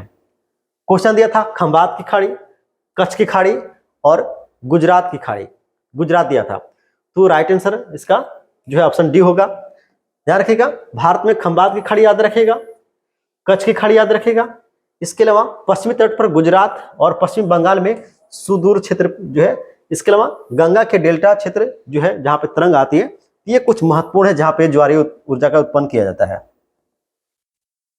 ठीक है, आगे देखा जाए तो यहाँ पे कुछ महत्वपूर्ण पॉइंट है, इतना ही बचा है, इसे भी हम लोग निपटा दें। ठीक है, अब यहाँ पे देखिए कहा जा रहा है कि ऐसे क्षेत्र जो भूमिगत जल चट्टानों से उष्मा का अवशोषण करते हैं, एक मिनट, ऐसे क्षेत्र जो भूमिगत जल चट्टानों से उष्मा का अवशोषण कर तप्त हो जाते हैं। ठीक है ना, ये क्या कहलाएंगे, ये जो है तापीय ऊर्जा कहलाएंगे। हम लोग तापीय ऊर्जा का डिस्कशन कर रहे हैं, वो तापीय ऊर्जा। ठीक है, तो कहा जा रहा है कि ऐसे क्षेत्र जो भूमि के अंदर से भूमिगत जल चट्टानों से उष्मा का अवशोषण कर तप्त हो जाते हैं, यह इतना तप्त हो जाता है कि यह पृथ्वी की सतह की ओर उठता है तो यह भाप में परिवर्तित हो जाता है। इसी भाप का उपयोग टरबाइन को चलाने और भूतापीय भू विद्युत उत्पन्न करने के लिए किया जाता है। कहने का मतलब है कि भूमि के अंदर जब चट्टानों के बीच में या मैग्मा के संपर्क में जब जल आता है तो वो खौलने लगता है। खौलने के परिणाम स्वरूप वो जब भाप में बदलता है तो जमीन से ऊपर निकलता है, बाहर निकलता है। तो वहां पे जो निकलता है तो वहीं पे टरबाइन लगा दी जाती है और वहां से जो है टरबाइन घूमता है और फिर बिजली की पैदा होती है। आगे देखा जाए तो भूतापीय ऊर्जा के दोहन के लिए भारत में प्रायोगिक परियोजनाएं शुरू की गई हैं और इसमें हिमाचल प्रदेश का मणिकरण याद रखिएगा और आपके जो है पर्वतीय घाटी, पर्वत की जो एरिया है ये लद्दाख का, तो लद्दाख का पूगा घाटी ध्यान रखिएगा। क्वेश्चन बन सकता है कि भूतापीय ऊर्जा के जो उत्पादक क्षेत्र कौन से हैं, तो मणिकरण और पूगा घाटी। हिमाचल प्रदेश की मणिकरण, लद्दाख का पूगा घाटी, ये महत्वपूर्ण है। क्वेश्चन कभी भी यहां से बन सकता है, ठीक है।